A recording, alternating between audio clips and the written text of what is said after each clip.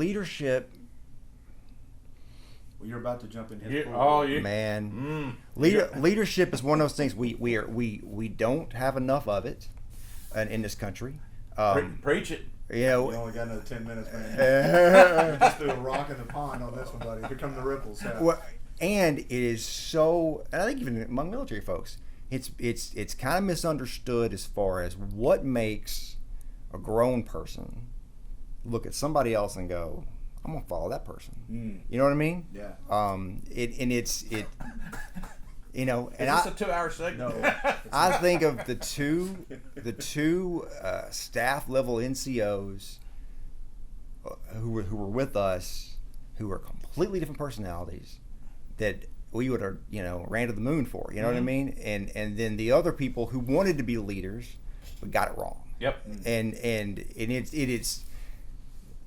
it's hard even to pinpoint exactly what it is, because you kind of get close to it, but there's some things about what makes you want to follow somebody that is not very tangible. That's really there's trust involved. There's respect involved. There's a lot of those things. You gotta like that person in some ways, on some level anyway. Man, it's interesting, and our general society doesn't even, I think, consider it a lot of times. I think we based the definition of leadership on stereotypes so much, and it's changed since the 60s. It's not Glengarry Glen Ross in the business world anymore. And if you don't know who that movie is, please go watch the 7-minute speech by Alec Baldwin, and don't have kids around. It's horrible. Again, I just want to make sure everybody knows every episode is going to be different. Yeah. Sometimes the topic is going to be very specific and very driven. Maybe it's by the VA. Maybe one of the one of you guys say, hey, I would like to address this specific topic.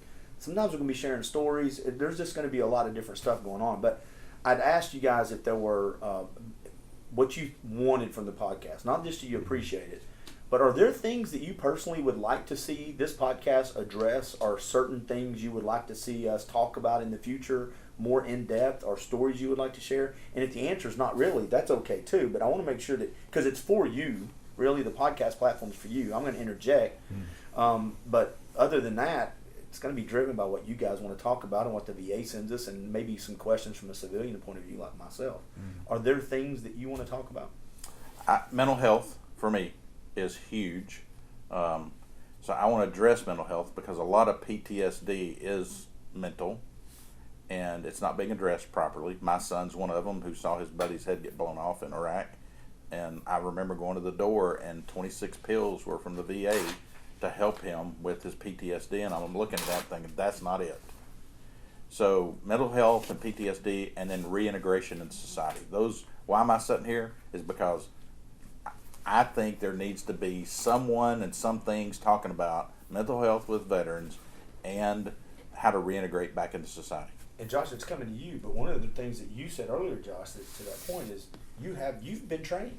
There's stuff you learned in the military that seems like it should be able to transition over into the civilian life when it comes to jobs and employments and leadership that maybe we're missing the boat on. So I love that. And I'll add on to that. Yeah. There's a colonel, retired colonel, Marine Corps in town. I won't say his name.